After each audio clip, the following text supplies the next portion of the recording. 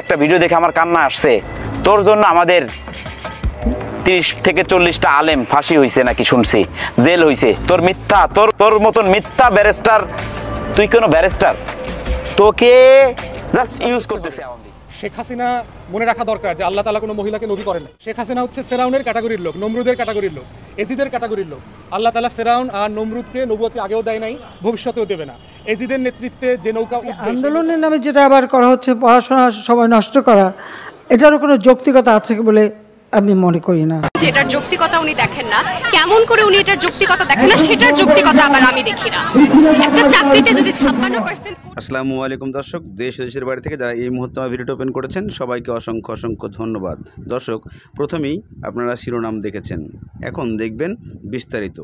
শিরোনামের প্রথম অংশে ব্যারিস্টার সুমনকে আরাফ খান বলেছেন ব্যারিস্টার সুমনের জন্য 50 জন, বিশেষ করে যারা হাফেজ আছে তারা মারা গেছে এবং তাদেরকে ফাঁসি দেওয়া হয়েছে।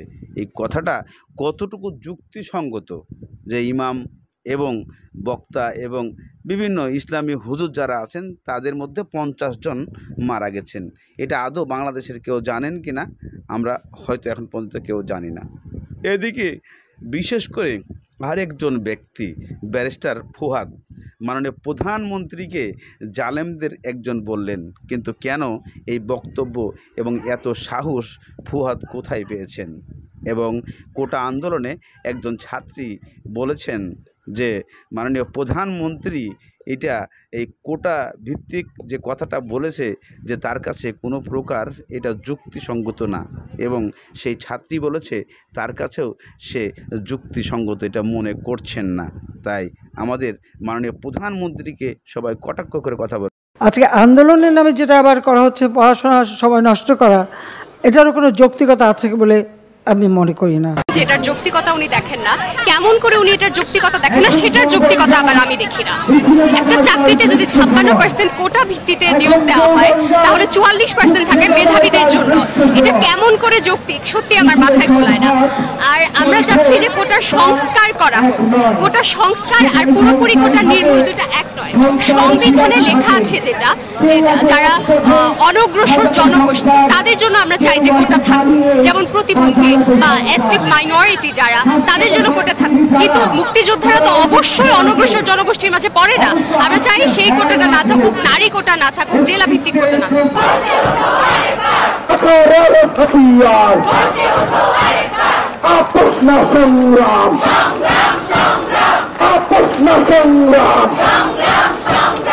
অবশ্যই এখন মেধাবীর 44% নিয়োগ আছে, তার মানে 56% যারা, তারা সেই মেধাবীর সমর্থন নয়।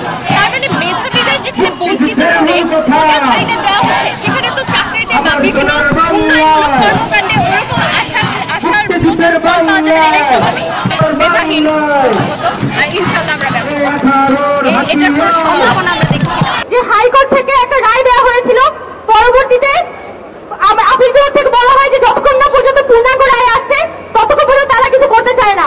মূলত তারা আমাদের পুরো আন্দোলনটাকে ঝুলিয়ে দিতে চায় এবং তারা ভাবছে যে 2 দিন 4 দিন যাক, ওরা এখন শাহবাগ অবরোধ করুক, বাংলাদেশ অবরোধ করুক, 2 দিন পর টায়ার্ড হয়ে এমনি চলে যাবে। আরে সরকার তো জানে না আমাদের ছোটবেলায় রাতে ঘুম হয় না, দিনে খাওয়া হয় না, আমাদের এক একজনের মাথা ব্যথা হয়ে গেছে, সাহেব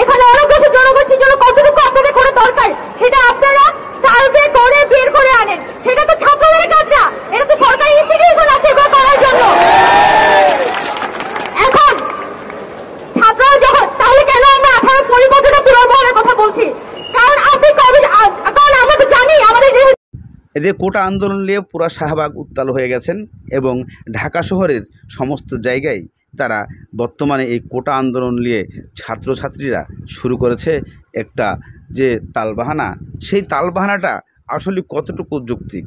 এই কোটা আইনটা যেটা করা বাতিল ছিল, বাতিল করা হচ্ছে এবং বাতিল করতে চাচ্ছে, আসলে কতটুকু যৌক্তিক।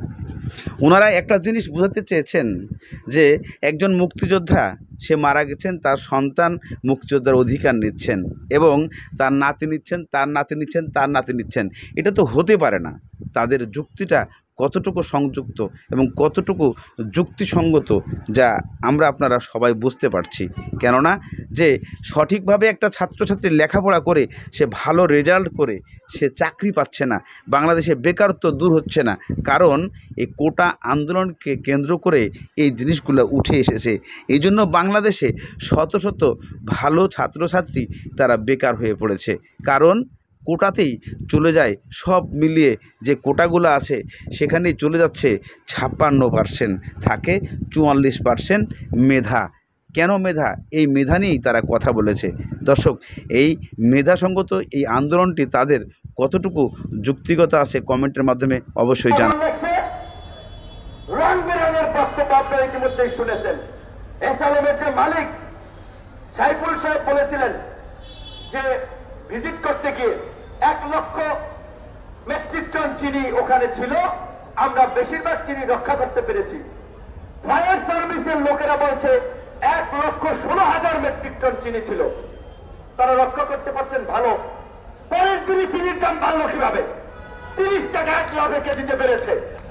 যারা ব্যবসা বাণিজ্যের ছাত্র, রাজনীতিকে যারা কোভিড থেকে দেখেন, বাংলা সিনেমা তো দেখেছেন, মিলে আগুন লাগাই দেয়, ফ্যাক্টরিতে আগুন লাগাই দেয়, তারপরে কি সরকারি বিমার টাকা পায়, সরকারের প্রণোদনা পায়, দাম বাড়াইয়ে দেয়।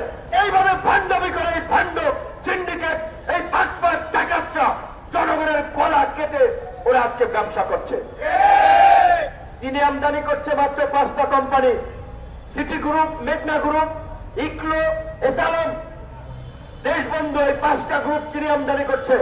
তো চিনির দাম যদি বলে, এই 5টা শিল্প গোষ্ঠীকে যদি বলে বেটা চিনির দাম যদি বাজারে বাড়ায়, ওই পাল্টন ময়দানে গাছের উপরে লটকাবো, চিনির দাম বাড়বে না। এটা কি শেখ হাসিনা সরকার বলতে পারবে? তাদের সেই মূল্য আছে। আজকে প্রত্যেকটা খাদ্যপণ্য আপনাকে আমরা বলেছি, মুরগির বাচ্চা থেকে শুরু করে পেঁয়াজের দাম, ডালের দাম, লবণের দাম, 8 থেকে 10টা বড় বড় কোম্পানি তারা পুরো বাজার নিয়ন্ত্রণ করছে। তো সরিষা মধ্যে যদি ভূত থাকে, আপনি ভূত দেখবেন কিভাবে? তারা মিডিয়াতে গরম গরম কথা বলছে, চটকদার কথা বলছে, কার্যত তারা কিচ্ছু করতে পারবে না।